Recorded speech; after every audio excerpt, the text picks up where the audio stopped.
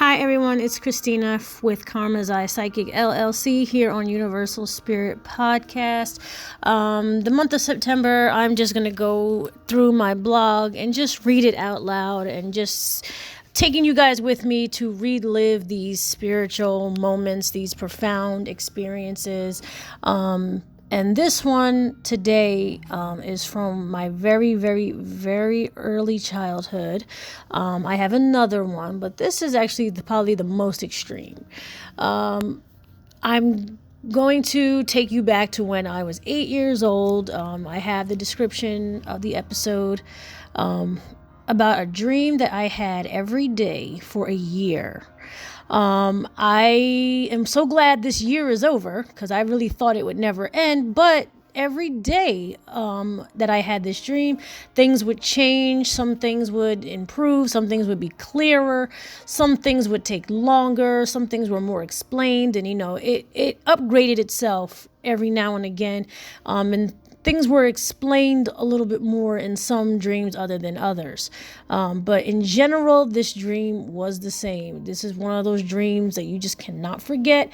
And I really was struggling for many years as to why I was even having this dream. So as I have grown spiritually, I have concluded that it's very possible that this was who I was in a past life. It's the energy, it's what the remnants are, it's the, ectoplasm of the energy that I've had previously walking around the planet, and then I reincarnated as this, this person that I am today. So it was giving me, I guess, a glimpse as to who I was, what I did, who was involved in my lifestyle, and etc. So I just hope you guys, like, share, follow, and subscribe. And please comment on the blog. The link is in the description. And comment on the podcast, if I am, bringing you exactly what it is you guys love to hear. And these subjects that, that are definitely jaw-dropping and definitely picking your brain just a little bit. It needs to give you something to think about and ingest and, really, really dig deep as to maybe you have had a reoccurring dream or a reoccurring vision and wanted to know exactly what was happening. It's very possible that this is a glimpse into who you used to be or what you used to be and the lifestyle you used to have, or possibly who you're going to be in the future, possibly. But I'm going to start, and audience, please bear with me. I'm actually going to read it off of the blog. I'm going to embellish a bit. I will stop and pause for a bit, and I will try to explain certain things in detail if I can. But I might sound a little robotic reading it, but here we go. So I start off laying in bed and my surroundings are luxurious. It appears I'm in a Venetian villa, no windows, just columns, curtains, and a cool breeze. I reach to my side table when I notice my arms. They're big, bulging, hairy, and blonde. I was a man. I look over to my left to see my bed empty, and I am covered with rage. Someone was supposed to be there, and there wasn't. My wife. In my mind, she had done this before many times, escaping, disappearing, and just abandoning me. I call out to my driver. I then get up and scour the house looking for him, and I cannot locate him at all. I assumed at this point my wife was with him already. Now I'm stuck at home. I get dressed ferociously and I see my watch on my left wrist. Again, looking at a blonde, hairy, bulging arm. Still filled with rage, I decided to walk. I had an idea where she would be. She had done this before, so I assumed she went to the same place. I walked for a while. The expression on my face would have kept people far away from me. I walked forever, it seemed, until I encountered a tiny street where a man of color was walking toward me, and I was disgusted, afraid, and insecure of his vicinity to me. In my head, I prayed he would not touch me. That was my biggest worry. He was poor and I was not. He steered clear of me anyway. My face was horrid and full of anger. I found my wife standing near an edge of a park. She had been reading a book, but put it down to look at the sunrise or the horizon. With her back turned toward me, she had no idea I was there, and I continued to walk closer and closer to her. Still enraged, I picked up the book and began to assault her with it. Over and over, I hit her over the head, her back and her legs. While taking these horrific blows, I suddenly thought about all the money she was costing me and how much I was taking care of her and how I never wanted to have children with her and how she was covering, my true identity of being a gay man. How I hated her for leaving me alone in bed and leaving me without means of transportation. Every hit, she cried. I cried. I blamed her for my secrets. I blamed her for my tiredness, my burdens, my financial responsibilities, and my insecurities. I later took her back to the car. The driver was just around the corner, and I realized there were no people to witness this act of domestic violence. And if they had, I didn't care. I was too angry. I was too wealthy to fear the consequences of incarceration, too narcissistic to not be limited of a good lie and blame it on the colored man I saw a few moments ago. And I have a picture here, if you were to go to my blog, of the car that I had pictured in my dream. Just going to take a break for some of you who have found the things that I have said a bit offensive. But remember, we're talking about a dream I had, not how I currently feel about, social structures and the narrative of our world. This is a real dream that I actually had and real feelings that I felt that came through me. As a psychic medium, I'm here to explain as to why. It is not uncommon for psychic mediums to feel energy that does not belong to them. For those of you who know that I am an African American female, that those feelings would never exist in me.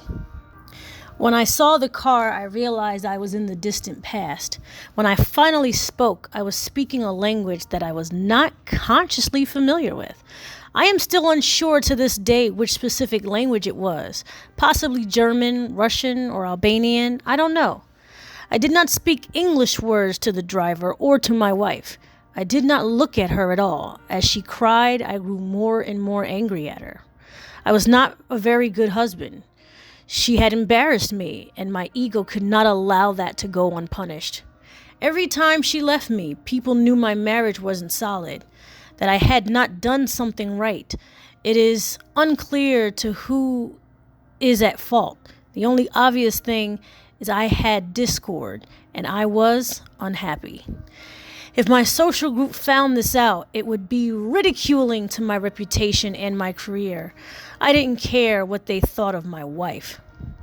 Next, I'm in another scene where there is a door which says Child Asylum. It was a back door.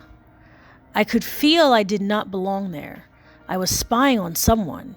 I looked down and I'm in different clothes, less formal, and I suddenly realized that moment that I'm a doctor and it is my day off and no one would suspect me to be in the hospital that day.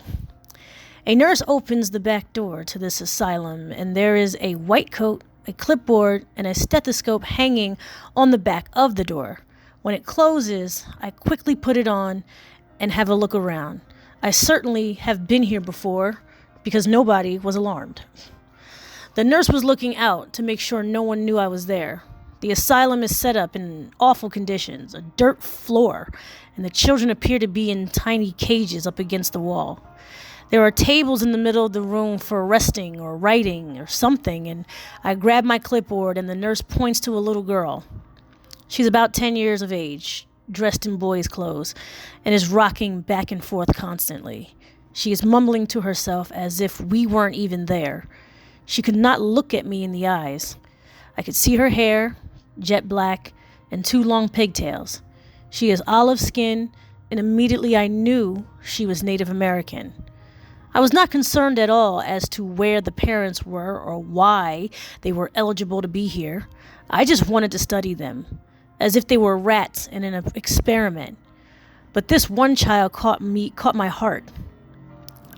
I stared at her, waiting for her to snap out of it, to stop mumbling and to finally look at me, to finally notice me, and then it would mean she had made some progress.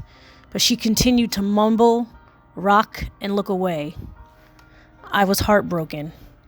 For her, for myself, knowing that I was no use to her or her improvement. Then I started to feel I didn't belong there. I needed more time to study what was wrong with her. What was wrong with all of them. I found this field of work so fascinating compared to what I had already mastered as a clinician. I guess I had grown bored of my work, my wife, and just my life in general, and I was seeking thrills and beatings and affairs and underhanded practices. I felt empty, alone, and guilty, just rotten on the inside. The nurse summons me to look out to my right, and where there had been another door. This door had a window. Through that window, there were more doors straight ahead, seeing into each other. Through the window, I saw my wife in a gown, smiling and waving at me. She had forgotten all about the assaults I had put her through. She smiled as if it had never happened at all. I was filled with so much guilt and disgust, all at the same time. I was reluctant to wave back at her, though I did, with a fake smile and a heavy heart. It was obvious she belonged there, but the world had no idea I belonged there as well. My own disgusting behavior. I was deserving of incarceration, which is another asylum. She was unaware of where she was, an asylum. I had her put there, away from me, where I could be free to go home whenever I pleased. She was here locked away like these children. I was going to keep her here for as long as I could. That way I could tell the world I would live out my life without her. It is so sad while I had affairs with men. I had them anyway, but this cover-up was too perfect to pass up. I continued to observe other children in the room until the nurse urged me to leave, as she was aware of someone coming toward the door. I knew who it was, a colleague of mine who I was far more advanced in his career and in popularity. Someone who looked at me and my practice of medicine as a joke. He being a psychologist and I being a medical doctor, we did not belong at the same end of the pool together. We did not fit together on a social level either. I was curious about his work, as to why I snuck in to study the children. I wanted to spy on him. I wanted to see what psychosis really was compared to my work as studying mundane sicknesses. Why did I even care? I was jealous of him. I knew we had been friends at some point, but knew we would never be friends again. He being so successful socially and I successful financially, I still wanted to be a part of his world, to almost just be him. Instead, I was angry, bitter, and afraid. I quickly throw my jacket, stethoscope, and clipboard onto the nurse, which was not offended. She was used to me doing that and helped me out the door. As the door slammed behind me, I'd wake up, being an 8-year-old again, wearing my purple and red nightgown I remember putting on the night before. Laying in bed next to the walls of my pink room, I look down at my arms, and they are tan and skinny again. I speak, and it is English. I sit up and look around at my home with its windows and doors again. I breathe, and I see a little girl in the mirror again. And that, my lovies, is the story of my past life dream. This is Christina with Karma's Eye Psychic LLC here on Universal Spirit Podcast. Tell me what you thought about it. Read the blog for yourself. Ask me the questions you want to ask. I wonder, how hard was it for you to listen to? How easy was it? And have you had a dream like this before? Let me know. Until next time, see you in the next episode, lovies. I love you. I appreciate you. And I hope the best for you. All right, lovies. See you next time.